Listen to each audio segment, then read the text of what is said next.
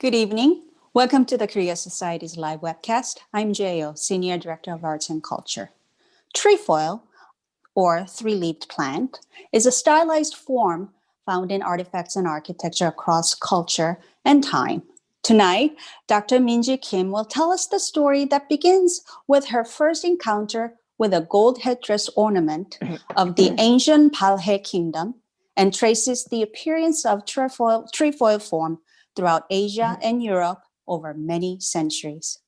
Minji Kim is a historian and lecturer specializing in Korean dress and textiles. She received her PhD from Seoul National University, and she has taught at Jeonju Kijeon College and Seoul National University in Korea and Academy of Art University in San Francisco. She is a co-editor of an upcoming book titled Korean Dress History, Critical Perspectives on Primary Sources. Welcome to the Korea Society, Dr. Kim. Thank you so much for coming to give us this, what I'm certain to be an illuminating talk. A quick reminder to our viewers, you can send questions for Dr. Kim via Twitter at Korea Society Art or email artsandculture@koreasociety.org. So Dr. Kim, the screen is yours. Thank you, Jade, so much for having me, and thank you all for joining me. For those of us who study about Korea outside of Korea, it would be a common concern how to find common grounds from specific Korean history and culture to be posited within a larger context of human history and civilization. In that light, today's subject, tracing the three-leaved form in headwear design and some other artifacts across time and culture, can be a good medium to look at the early medieval time Korea in line with its broader cultural resonances. Through the work, I aim to bring light on trefoil's visual and semiotic significance as a sign of sacred rulership and sovereign power. Let me share my screen now.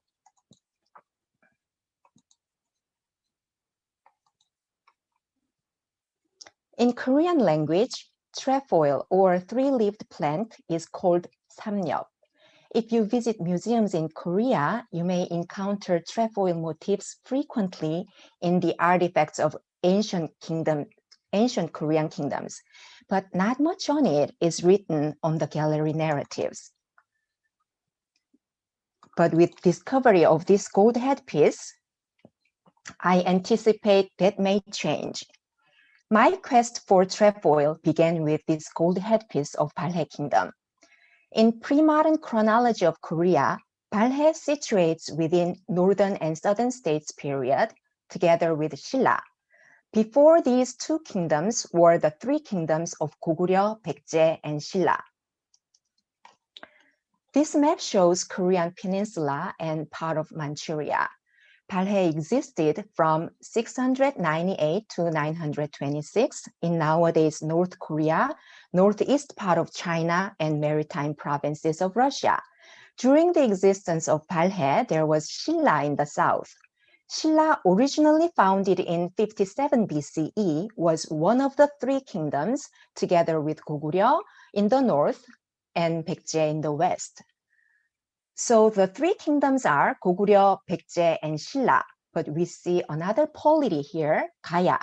Gaya, squeezed between Baekje and Silla, did not fully develop into a centralized kingdom. That's why Gaya is not counted in the three kingdoms. And Gaya absorbed into Silla in the mid-6th century.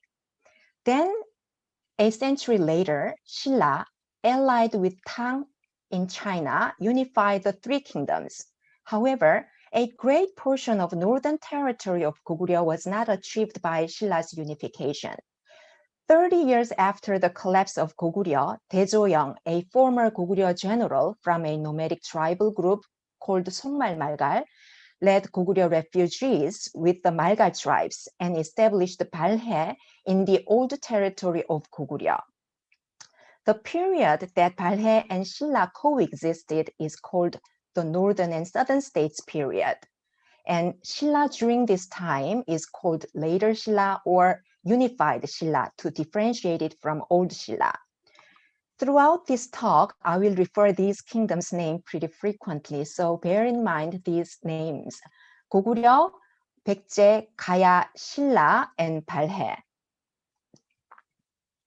As I just mentioned, Balhae's territory is now shared by North Korea, China, and Russia. And so the site this object was excavated is in present China.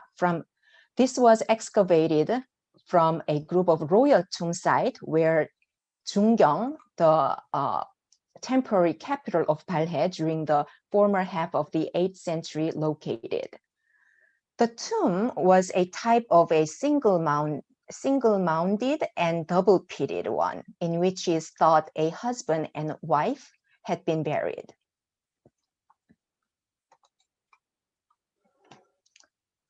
The object was found from a husband's side, though who he is unknown. However, one of the aforementioned royal tombs was identified as an empress of Balhae, who had died in 829. So this object roughly dates back between 8th and 9th century. And this is pretty new archaeological finding. This was excavated in 2005, and the excavation report came out in 2009. According to the excavation report, this gold object was found worn over the tomb owner's head with a small leather cap. This simulated illustration may help envisioning. The trefoil form employed to decorate headdress at this time is not something totally new that came out of vacuum. When I encountered this object, I was reminiscent of trefoil's appearance in many artifacts and artworks.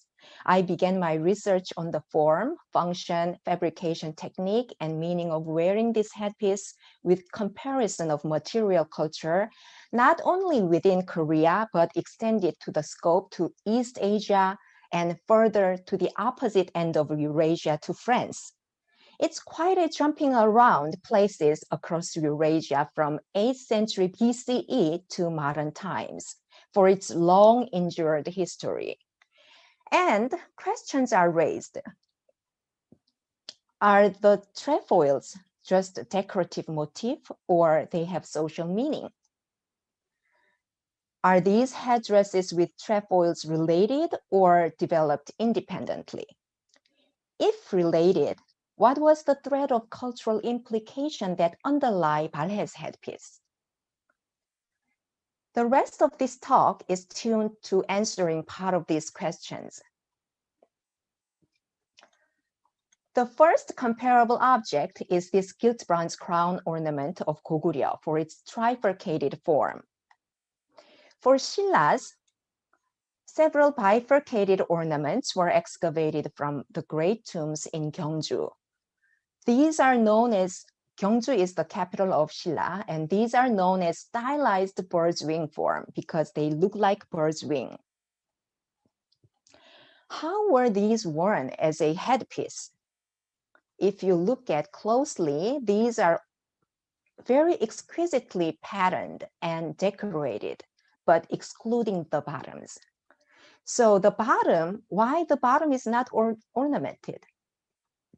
The bottom is thought to be inserted in front of a metal cap. Such an assumption derived from this case excavated from Yangsan couple tomb, where a set of gilt bronze crown was found in a composition of 3 parts. The first component is a diadem, a metal headband with a couple of upright ornaments, usually 5 upright ornaments, typically with this tree branch type, 3 of tree branch shape upright ornaments, and 2 of antler shape ornaments. And the second component is a metal cap. In this image, the metal cap is not clearly visible, but it is like this gold cap excavated from Gold Crown tomb. And the third component is the frontal ornament, whether it be in a form of bird's wing or in other shapes. And this composition has offered a standard way of wearing Shilla's crown.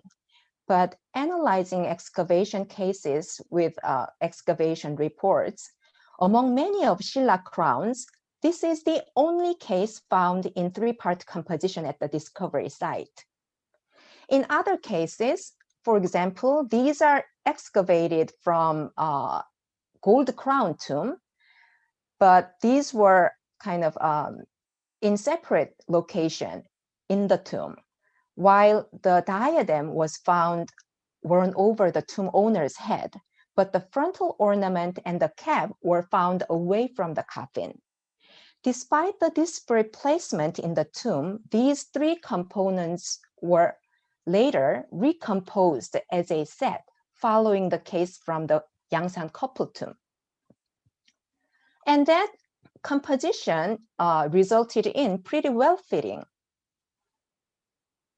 So Balhae's headpiece is related to this frontal ornament, but it was excavated without a diadem or a metal cap. Balhae's headpiece was excavated with a leather cap. Also, not all cases of Shilla's gold crown were discovered with a cap and frontal ornament together. These are the cases of tombs in which only diadem was found. The respective tomb owners of the auspicious Phoenix tomb and the Great Hwangnam tomb North Mound are inferred as women, and that of Golden Bell tomb is deemed as a man about 15 years old. So it was conjectured that the full set crown with all three components was only worn by a male adult as an emblem of male power and privilege in rulership. This gives an insight for costuming period dramas. While a king can dress up with full set crown with all three components, a queen or a prince should wear a diadem only. You can check this in some Korean historical dramas and movies featuring Silla Kingdom and see how the crowns are represented. During the mid-4th century during the mid-4th century through the mid-6th century, the crowns developed into the standardized imagery, having 3 branchy shape and 2 antler shape upright ornaments, which reflected a notion of prevailing cultural belief of the time that the tree branch and antler were the mediators connecting heaven and earth. From the mid-6th century onward, the crowns seem to have lost its social function as elite status symbol manifesting rulership. In the mid-7th century, Shilla's dress hierarchy scheme underwent a significant transition, pivoting toward a new standard setup in Chinese Tang Dynasty.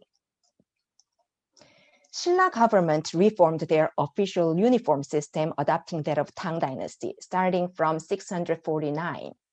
And in 664, Silla government also granted their women wearing Tang Dynasty style dress.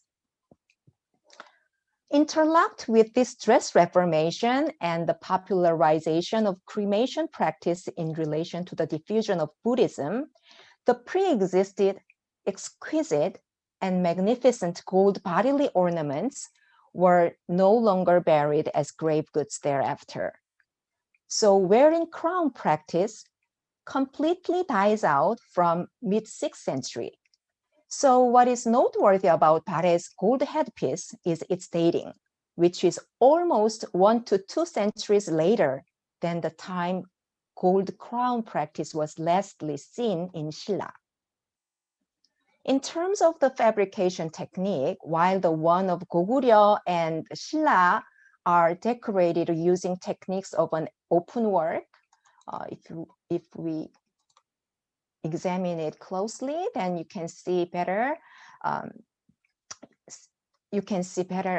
In this open work technique and perforation with needle, dangling tiny spangles with gold wires and cutting edges into thin strips and twisting them. However, the pattern on the Balhae's headpiece was rendered by engraving, marking outlines of the pattern, and repoussé and tracing for embossed surface, which is popularly seen in Persian metal art. The pattern in the middle leaf shows a lineup of palmet, the flower pattern. Palmet is known as one of the so-called Oriental motifs that entered Greece from Egypt or West Asia. So the pattern and the technique in this piece show an evidence of the cultural transmission at large from Mediterranean area to the Far East, which are also extensively reflected in the East Asian material culture at that time. If we examine it in detail through this line drawing, this floating flower pattern with two swirling supports, palmet, is recurrent motif in various material culture of Balhae. One example is this gilt bronze architectural adornment created by repoussé and chasing technique. This was discovered from a royal palace site of Balhae. To this one, a very close resemblance is found here in the inlaid motifs on the wine cup of Chinese Tang Dynasty.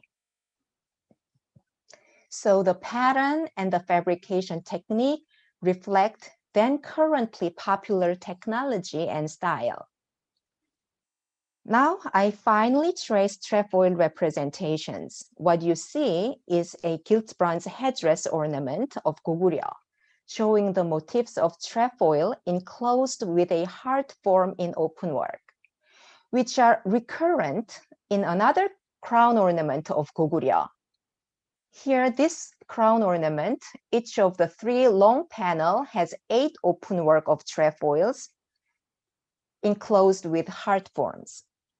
The edges are cut into thin strips and twisted to give reflection and refraction of light and to make it look like feathers. Such a technique is also seen in this diadem of goguryeo here, where the trefoils are abundantly applied in openwork. So these headdresses of goguryeo suggest the trefoil form was already in use in goguryeo's headdress as a decorative motif or entire form of an artifact. And this gold diadem of Gaya has 4 identical upright ornaments, on top of which showing a trefoil in a variant form. And this is gold diadem, and this is gilt bronze diadem, which was excavated from the same Gaya site.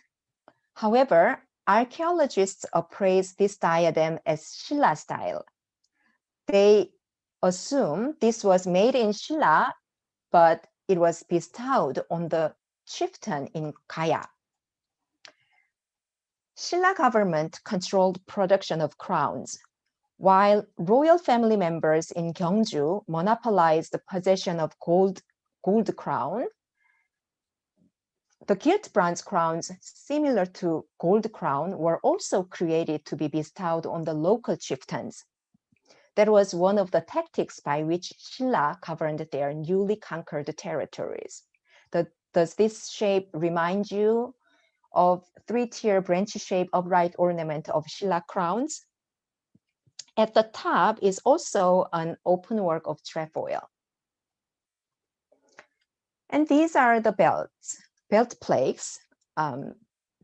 I included this item because these are not considered as category of headdress, but I included it because this belt style shows kind of the migration of this motif from Inner Mongolia to the Far East, even to Japan.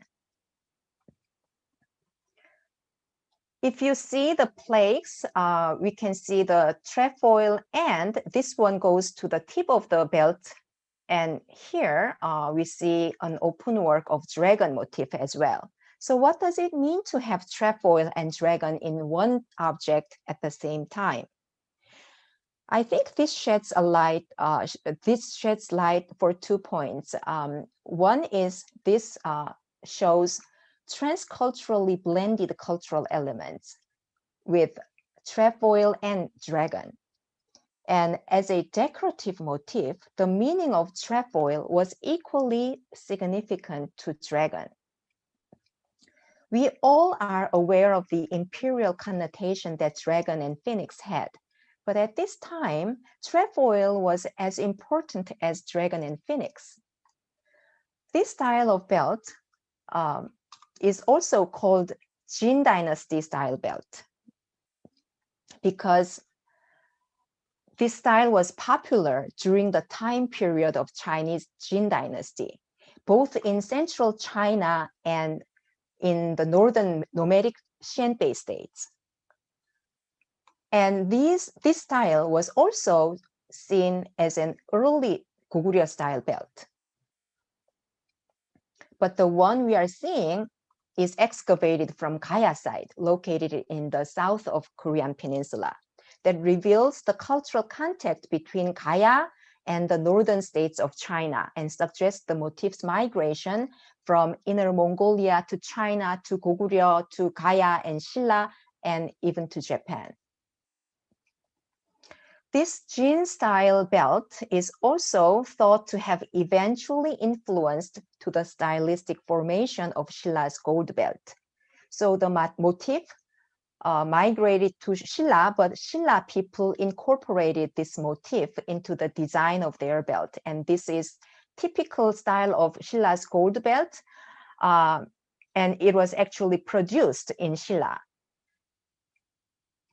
It is composed of this, Shilla's gold belt is composed of many components. This is the gold, the belt buckle, and this is square plates, and this goes to the tip of the belt, and these are the heart-shaped loop suspended at the bottom of the plate, and through which these pendants are suspended. At the end of the pendants, we see fish shape and tweezer and whetstones. Those are items in stylized forms that nomadic people carried along in their daily lives.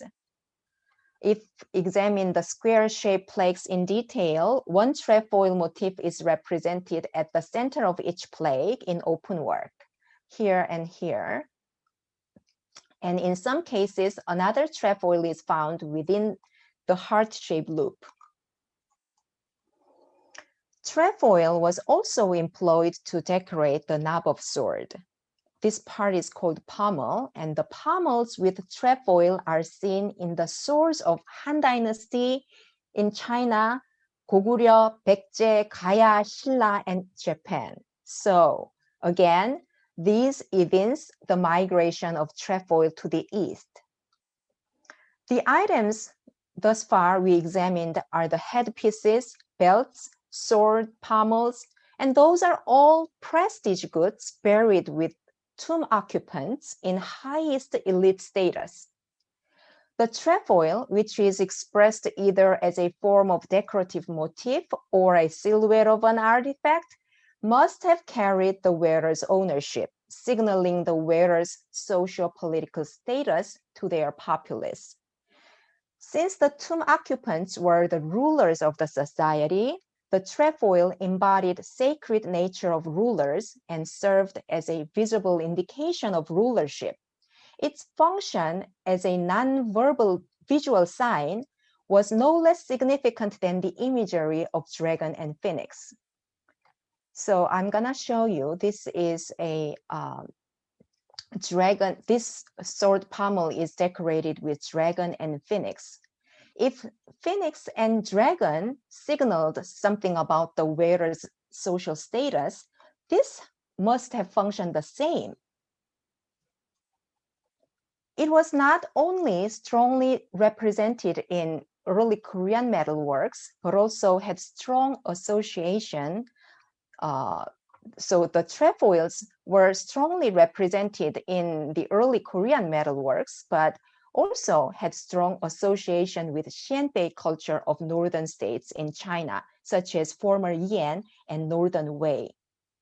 This is a metal cap with full of openwork trefoils excavated from Baekje site in Korea. An object showing close technical affinity to this object is the 4th century horse ornament of former Yan.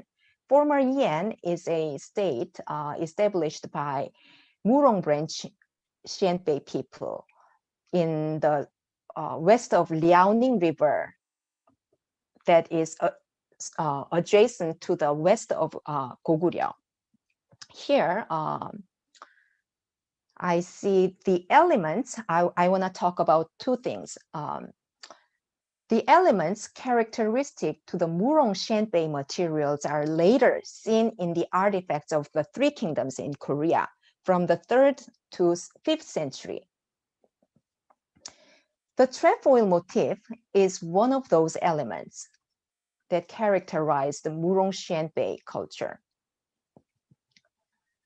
And this suggests who were the carriers in this cultural transmission process.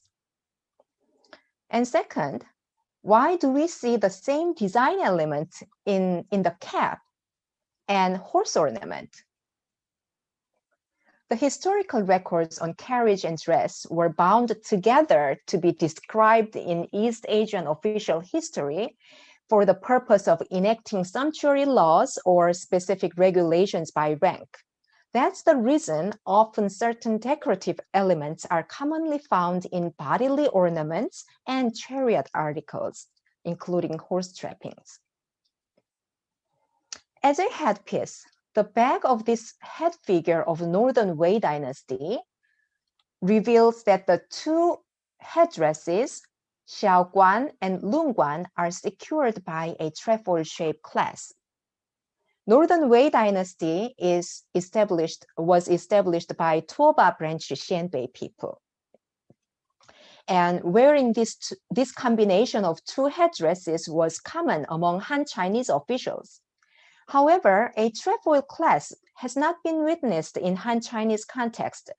This trefoil clasp is thought to have carried an identity particular to Northern Wei. The Emperor Xiao Wen-di of the Northern Wei Dynasty vastly reformed Xianbei culture, adopting Han Chinese culture. He had his people speak Chinese language, wear Chinese dress, adopt Chinese last name, and encouraged intermarriage between Xianbei and Han people. This head terracotta verifies the systemic Sinicization of Northern Wei's official dress, but not in a state of complete assimilation, rather culturally negotiated.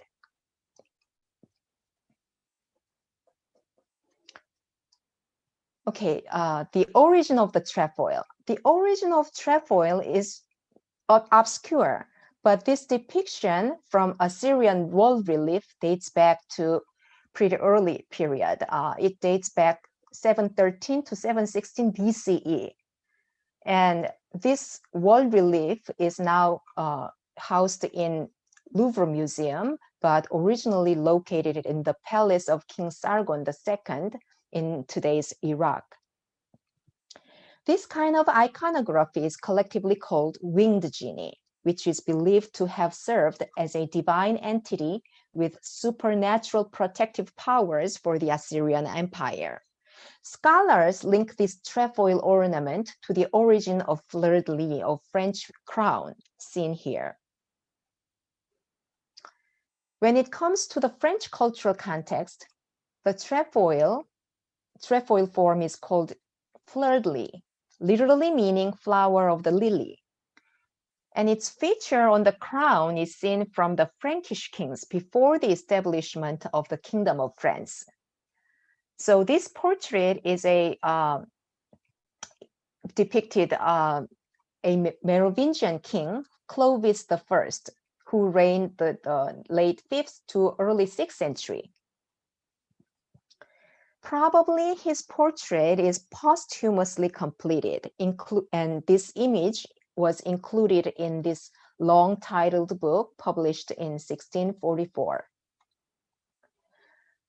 And this is gilt bronze statue in Louvre Museum, and this is inferred to have modeled either Charlemagne or Charles the Bald. Whoever he is a Carolingian Frankish king in the 9th century. who reigned the 9th century, and the statue itself was created during the 9th century as well.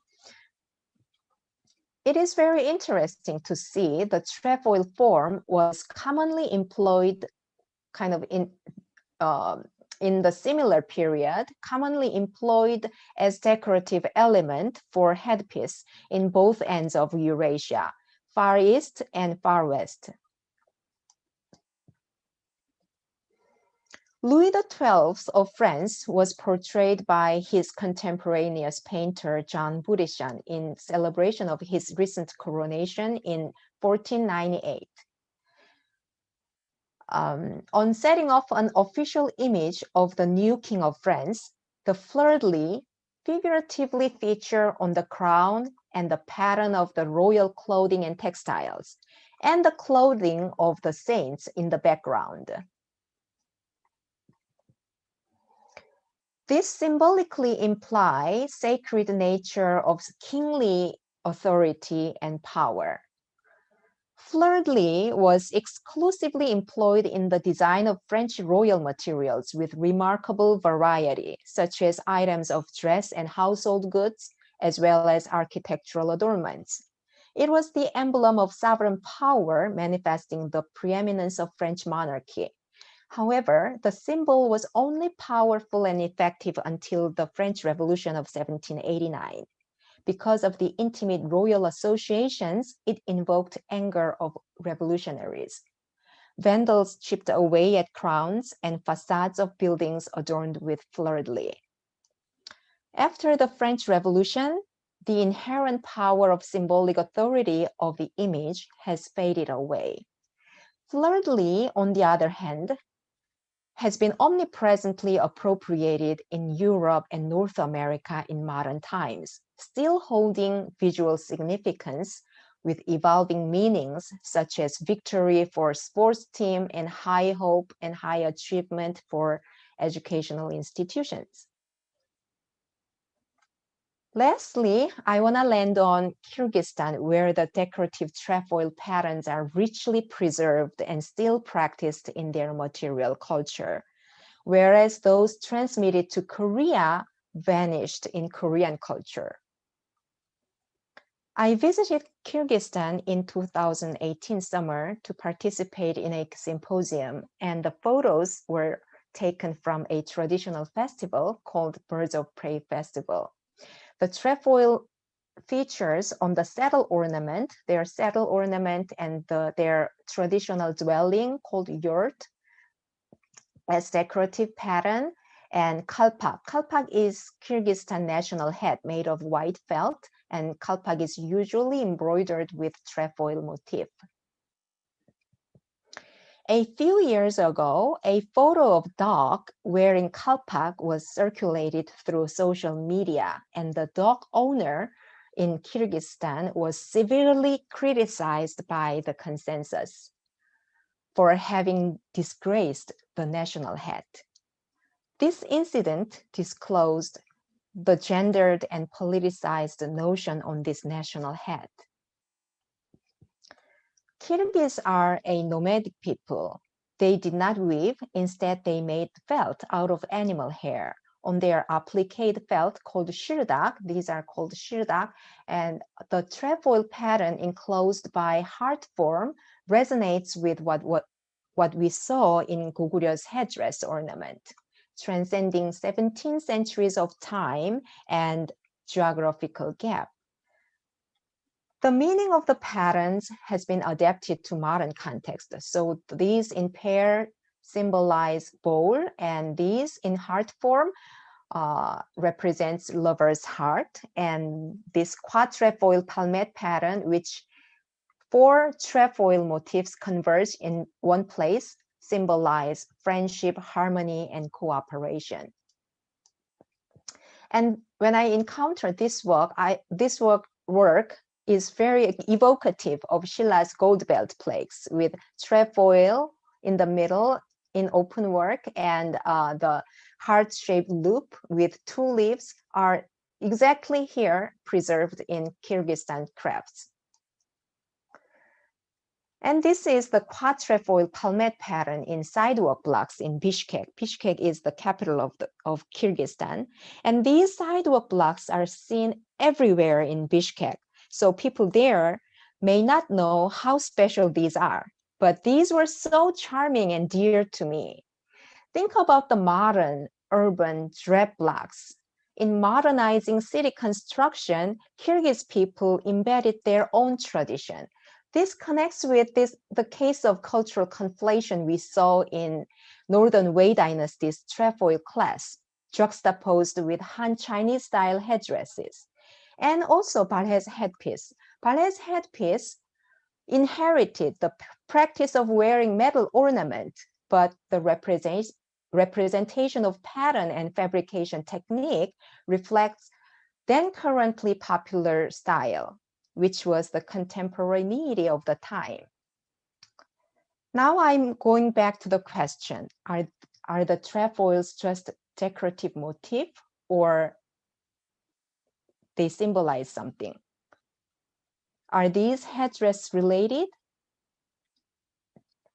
I think I have partly answered on the questions, but not all of them.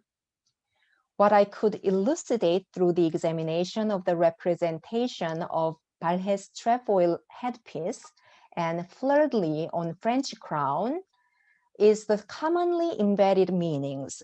Both served as a sign of kingly authority and sovereign power, and that communicated with their society members.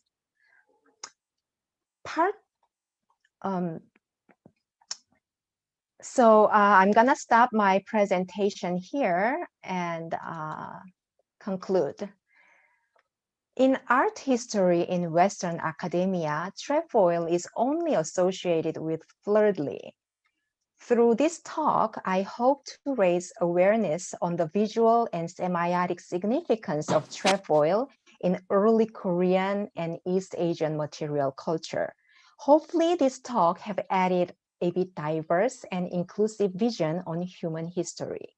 Thank you so much for joining me, and let me open questions to the audience. Thank you so much, Dr. Kim, for your wonderful talk. I was just mesmerized by all these images, and it's so wonderful to see all these beautiful, beautiful objects.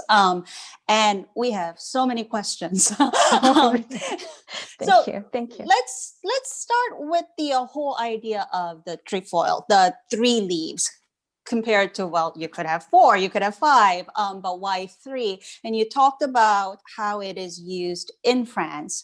And obviously in the West, in the European culture, the number 3 is so closely associated with Christianity, with the Holy Trinity and all these ideas. And it is easy to see sort of the symbolism of number 3 in that context. But why number 3 in Asia? What do you think? Why this particular 3 leaves mean something? I mean, it must have signified something. And was the trefoil motif associated with any religion? I mean, you talked about the Assyrian winged genie and all these things, but so why do you think it's the particularly number 3 or the 3 leaves compared to, say, and you did also mention the 4 leaves one, but do you have any thoughts on that? What it may have meant or what it signified? Oh, I believe there's something in East Asian culture as well. The number 3 was also important in East Asian culture.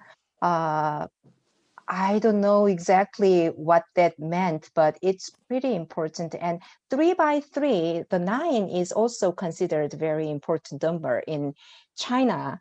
And but I don't know exactly what 3 meant in Korean philosophy, traditional philosophy or something. But if you can look it up and it'll be something.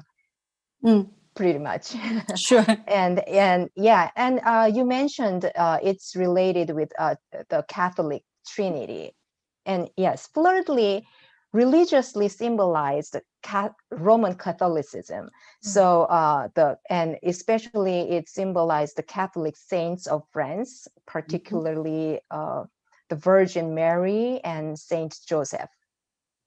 Yeah.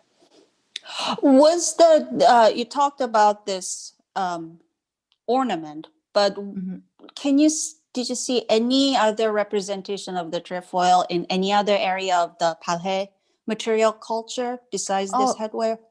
Oh yeah, yes. Yeah, I saw this trefoil form in the headpiece, but the trefoil form enclosed by the heart form is also seen in Palhe's roof tile end. In Korean, we say it wadang and sumakse. So the roof tile end is kind of part of architectural element. It was used for their palace or there's the elite's architecture. So it is also presented in architectural details, just as it was in other cultures. Yes. So you also mentioned about the metalwork that is very different, and it's more closer to sort of the Persian metalwork than what was used in Silla. And obviously there are almost 2 centuries difference. But do we know anything about the artisans who crafted and engraved those gold head pieces? I mean, where did they come from? I mean, I know that's a huge conjecture. Yes. It's hard to know about that, and actually there's no historical evidence on that. And especially Balhae did not leave any their written record on their history. So that's the biggest problem in researching Balhae history and Balhae culture. And so the historical record remained right now is kind of fragmental records recorded in other states, in neighboring states, in China, Japan, and even in Korea, the Silla 삼국사기, or those historical records, and very fragmental. And for the artisans, we don't have that record. So we can just assume through the research of the archaeological findings. Yeah, and speaking of researching Palhe, and I think that country has almost a mythical reputation in Korea. But no one, as you mentioned, there's no written record. So no one really knows exactly what the history was. We can, make certain guesses. So other than, and also the fact that where Palhe Kingdom used to be is now part of North Korea and China. So is that one of the biggest difficulties when you're trying to study or research this ancient kingdom, that the lack of written records combined with the location that not many people have access to? Yes, there are many difficulties in researching Balhae period. I learned Balhae history in high school. However, when I went to college, when I studied dress history of Korea, the whole description of the kingdom of the Balhae dynasty's dress history was missed in the historiography of Korean dress history. So that's why I had my curiosity on that dynasty. And I was lucky to get guidance from a very renowned Balhae historian in my college. He is Song Gi-ho. He's very renowned Balhae historian in South Korea. And he provided all the excavation reports and the visual resources he took his own and he shared with me. So that's how I processed my dissertation during my study. But there are many difficulties and limitations and problems embedded in the research of Balhae history and culture as well. And the reason, I'm so glad I brought this subject to the talk today, I'm really happy to bring some light on the Balhae history and culture through this talk. So kind of the perspective viewing Balhae history is kind of romanticized as well. And so when I started in Korea in 1990s, there was kind of the business name incorporated Balhae related things, or kind of the K-pop stars 서태지 sang the 발해를 꿈꾸며 or something like that. And that kind of, and a moving company named 5세기 고구려, 5th century 고구려 was also very well going at that time, because they kind of so those ancient kingdoms, 고조선, 발해, 고구려, those ancient kingdoms managed very expansive territory in their history, and that kind of calls for nostalgic yearning for the people in Korea. So kind of that is kind of more imbued in general public rather than historians. Historians always construct histories based on evidences. And also China started in the 21st century, China started a Northeast project. So they included all their all the histories within their territory is their history. So it's very hard. So inaccessibility or limited accessibility to the historical site and the artifacts has been a great challenge for the researchers. But when you were showing, when you were doing your presentation, obviously many people are very familiar with the Silla crowns. I think anybody who's ever interested in Korean art, I think that's one of the first things they learn, or when they visit Korea, obviously you'll see, and they're just, absolutely beautiful and gorgeous. So we actually have a couple of questions from the viewers regarding those Shilla pieces and the symbolism, actually, since we're talking about all these different patterns. And one of them is, one of the viewer asked about those dangling, sort of the cashew-like shaped, the jades that hangs from the what you described as the sort of the antlers or branches of trees. Do they have any meanings, or are they just purely ornamental? I mean, you would think that since it's a crown, nothing is just purely ornamental. There must be a reason why they were there. But do you have any, is there any accepted theory or thoughts behind why they were decorated that way with all these the jade pieces that kind of looks very organic forms, and the, sort of the little pieces? Yes, I think I mentioned about the tree branch shape and the antler shape, and those are considered as tree of life, or they are the mediators connecting heaven and earth. And another enigmatic piece is the curved jade that decorated diadem of the gold crown, the headband part. So that has a kind of a lot of assumption and hypothesis, but we still don't know exactly what those exactly mean, because and some scholars proposed those embody the fetus shape. Oh. Yes, it developed from fetus shape, but I don't know if when at that time people knew about the human anatomy or something. So I doubt that, but it's kind of curved shape, and it is made with jade. So that is kind of a question I had when I started my dress study in the first year of my dress study as well. But I've been thinking about that, but still I don't have exact kind of solution or the answer to that.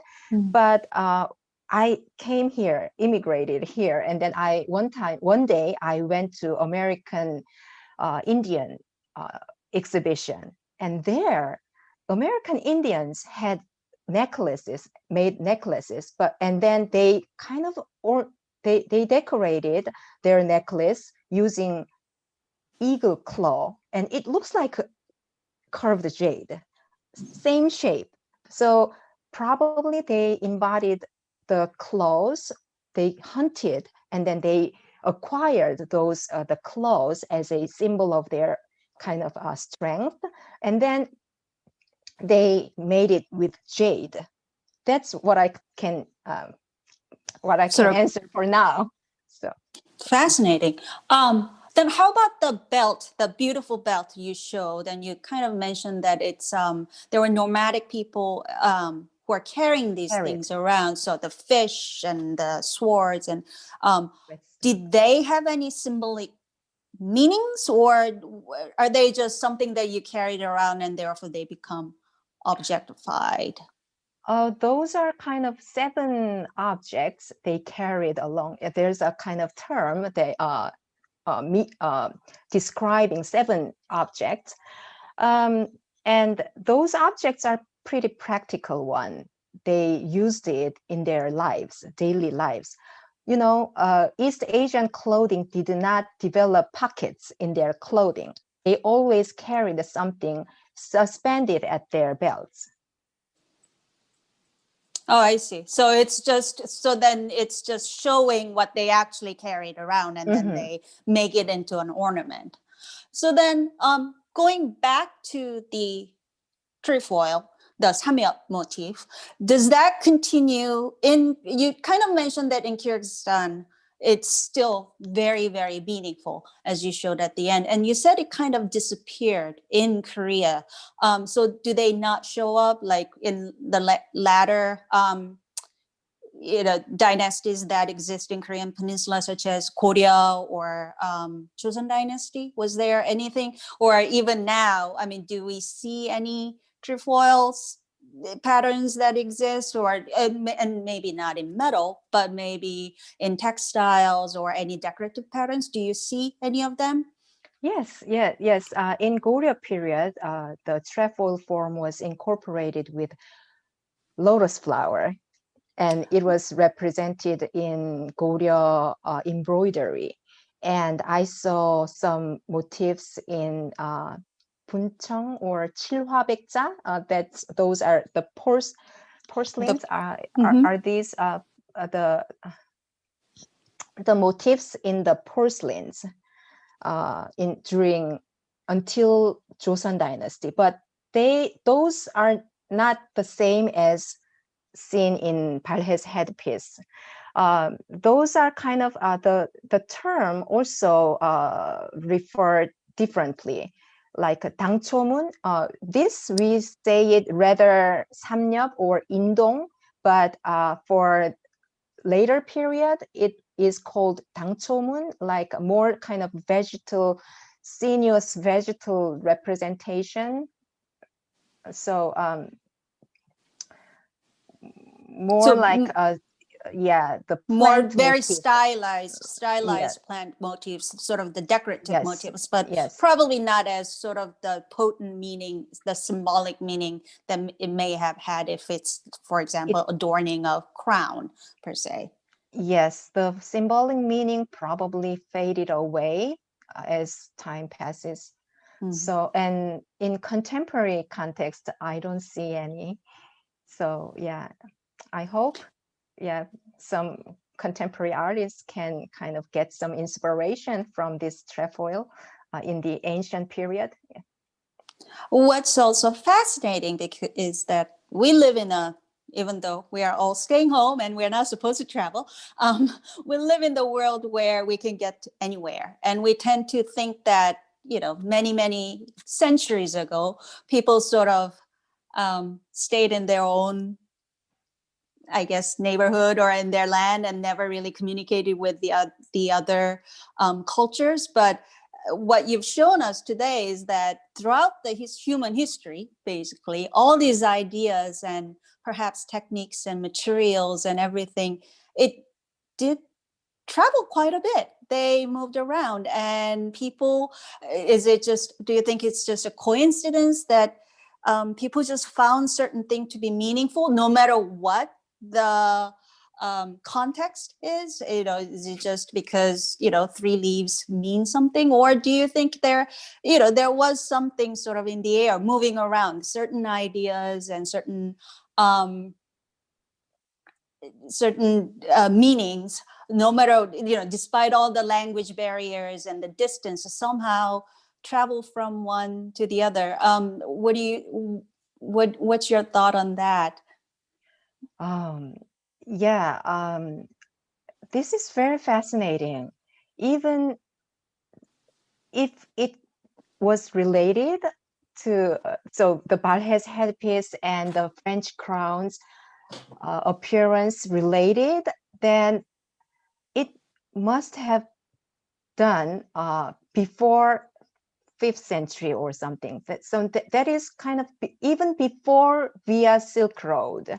So I kind of guess the migration period in the Western history, and the Shungnu, the Hun, Hun, those people just dismantled and they moved and scattered around. And at that time, was it carried during that time to the east and west together or something like that? Those kind of, we can kind of assume, but more research needs to be done on that. But certainly we say it globalized world right now, but certainly even before, people just took horses and just migrated here and there, and then they carried ideas and the materials and they traded each other. So that happened even way before then. And I wanted to illuminate that period as well as kind of a pre-global model to nowadays. And you certainly did. And speaking of research, is there any other sort of enigmatic object that you are researching now, or anything that you want to study further, other than this Balhae headpiece? I have to keep studying this ancient period, and I want to, what I'm doing right now is how to view this ancient history. When we study dress history, all are kind of from 18th centuries onward, because dress surviving materials are kind of converged during that time. But my period is a very, very ancient time in East Asia. And when I research this period, it's very intertwined in the whole Eurasia or the East Asia together. I cannot just study Korea only. So it should be connected, and we should research together. And then we all should open and eliminate kind of nationalist narratives or something. So we all should make endeavor to research in that base. And we can't wait to hear more about that. And you promised to come back to give us more talk about Korean art. So we are so looking forward to that. But unfortunately, that's all we have now for tonight. But thank you so much, Dr. Kim. This was truly, truly a wonderful, most fascinating talk. And I'm so glad you can join us. We wish you all the best. Please stay healthy, and hope everything goes well. Special thanks to Peter, our IT director, for making this live webcast a possibility, and to our interns, Gia and Hiju, for getting all the questions and doing all the social media postings and email outreach. And of course, our thanks to you, our members and viewers. We hope you will join us again next week. Check out what's coming up on our website, koreasociety.org, where you can sign up to receive our emails or join us as a member. And make sure you subscribe to our YouTube channel not to miss any other program. So good night. Thank you very much. Thank you, Jade.